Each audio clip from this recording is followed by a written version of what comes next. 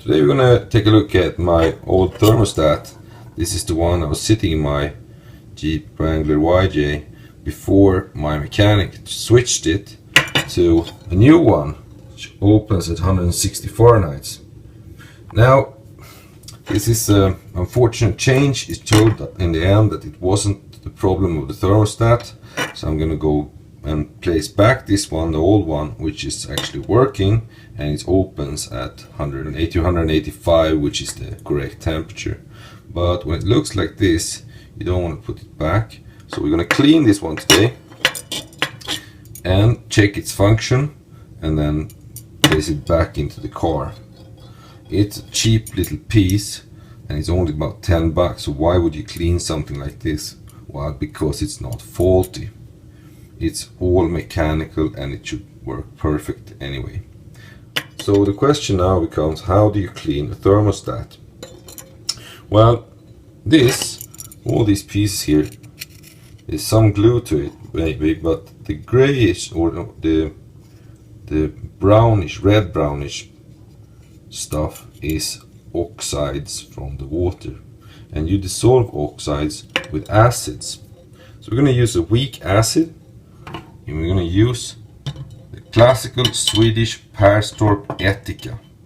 Now in the US or in England you go and buy acetic acid, and you get the one which is 24%, because that's as concentrated acetic acid as you can get in a regular store. Now we're just going to take about this much, and this is about 2 deciliter approximately. This is well, I think this is actually a 300 milliliter bottle, and it's up to 1/3 of it. And this we pour it in to 1 liter of water.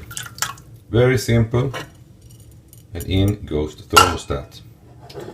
Now the acid becomes more active as it gets hot, so we turn on the plate.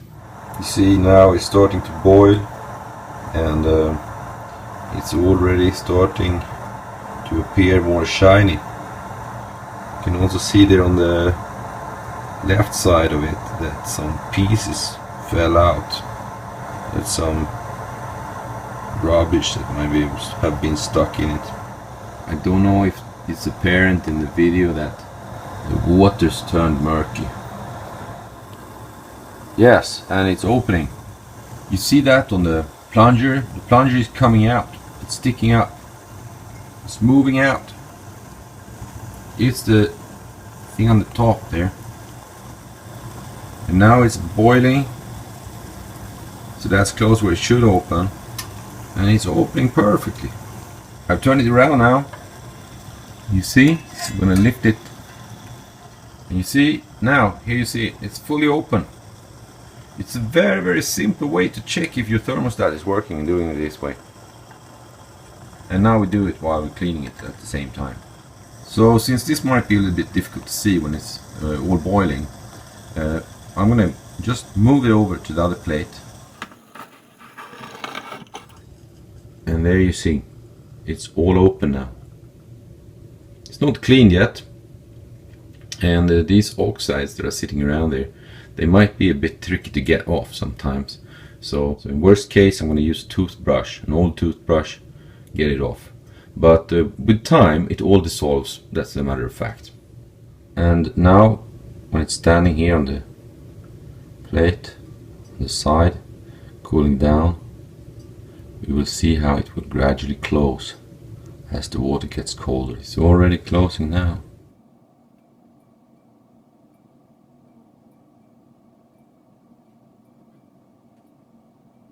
One question that may arise at this point is, why does it open?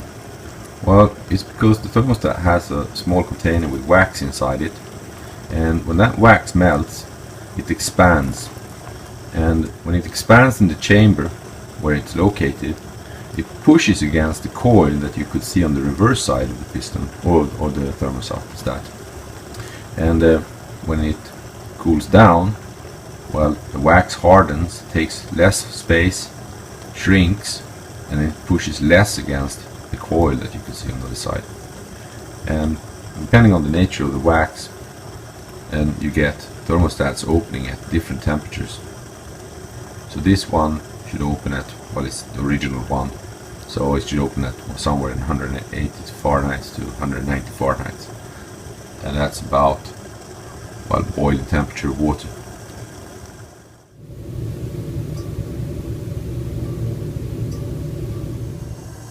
You can test this function over and over again and make sure that your thermostat is properly working. So now you see it's closed here. This one looks this way. We're just gonna pop it down there in the middle, standing on the bottom, and take a look. So this is real time showing how the thermostat is opening.